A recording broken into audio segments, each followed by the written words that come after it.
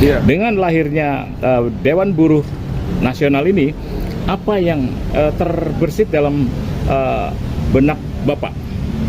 Terima kasih. Saya kira kita sebagai unionis, sebagai aktivis gerakan buruh, pada hari ini dengan lahirnya Dewan Buruh Nasional ini sangat penting, karena gerakan buruh ini tidak bisa berhenti.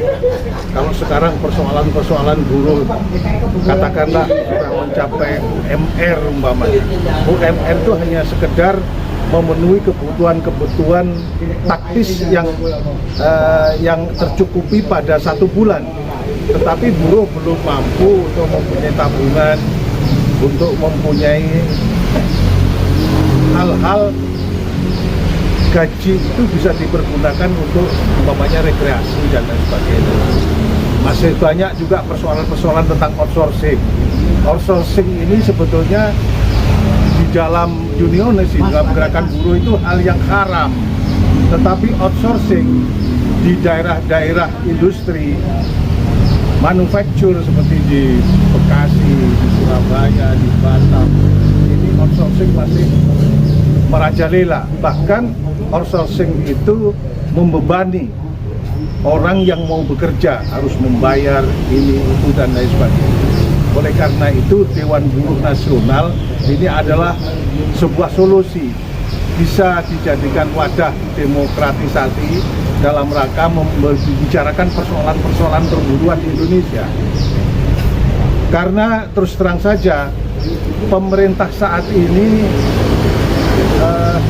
punishment-nya, gerakannya itu kurang tajam, hanya sebatas seremonial, hanya sebatas kunjungan-kunjungan dan lain sebagainya. Tapi bagaimana mempertemukan pemikiran-pemikiran buruh nasional itu tidak ada. Tokoh-tokoh buruh dikumpulkan, dimintai pikiran-pikirannya untuk para pekerja dan buruh ke depan itu juga tidak ada. Jadi sekedar pendekatannya pendekatan kekeluargaan aja, ketemu, kita dijamu, kita ditemui, buruh merasa bangga, habis itu selesai. Tetapi tidak tajam terhadap bagaimana buruh diajak berdiskusi. Karena diskusi ini sangat penting. Kalau di dalam Islam, orang silaturahim tidak hanya sekedar silaturahim yang mempunyai muatan pahala yang sangat banyak, bisa ditingkatkan menjadi silatul fikr. Jadi bisa mempertemukan pikiran-pikiran kita, bisa berhalakoh, berdiskusi dalam rangka membicarakan persoalan-persoalan perburuan yang ada di Indonesia maupun yang ada di dunia. Setelah itu baru ada silatul amal, bagaimana hasil dari diskusi kita aplikasikan dalam bentuk program-program buruh, program-program pekerja yang ada di Indonesia. Dan setelah itu baru membangun silatul ukhuwah, bagaimana membangun persatuan, kebersamaan, membangun solidaritas itu ada di sini.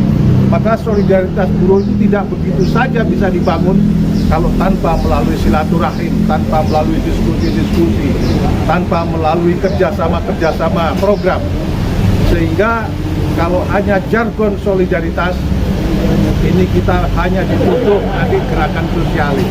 Padahal buruh memperjuangkan itu bukan untuk orang lain, tetapi memperjuangkan untuk dirinya sendiri. Saya kira itu. Jadi Dewan Buruh Nasional sangat penting dan signifikan hadirnya Dewan Buruh Nasional dalam rangka untuk mencari solusi problematika perburuan di Indonesia. Oke, kira-kira kan selama ini sudah diperjuangkan oleh beberapa konfederasi, organisasi, dan serikat.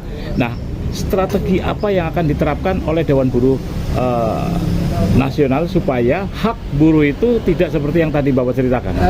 Memang serikat buruh ini banyak sekali yang terdaftar di Kementerian Ketenagakerjaan. Namun Dewan Buruh ini bisa menggalang teman-teman serikat-serikat buruh, apa pikiran-pikiran serikat buruh. Contoh, pikiran-pikiran serikat buruh A, pikiran-pikiran serikat buruh B, bisa kita padukan, bisa kita menjadi fasilitator untuk mengundang mereka, apa sih maunya mereka, sehingga titik temu di dalam program-program nasional tentang ketenagakerjaan itu bisa ada jalan keluarnya. Ya karena dorongannya yaitu karena ada dorongan kapitalisme, apalagi sekarang ini di dunia ada pertarungan ekonomi, pertarungan perang tarif dan lain sebagainya. Ini adalah pertarungan ideologis sebenarnya. Ada neokapitalis, ada kapitalis, ada konservatif dan lain sebagainya, sehingga Dewan Buruh Nasional bisa menjadi fasilitator, bisa menjadi untuk dalam rangka memediasi pertemuan-pertemuan itu apabila nanti dampak pertarungan tarif di dunia ini berdampak kepada kaum buruh, karena bagaimanapun juga akan berdampak. Kalau tarif tinggi, banyak perusahaan-perusahaan tutup, maka buruh banyak di PHK, pengangguran pasti akan banyak sekali. Kalau sudah pengangguran banyak, ini tentunya akan menjadi problem negara.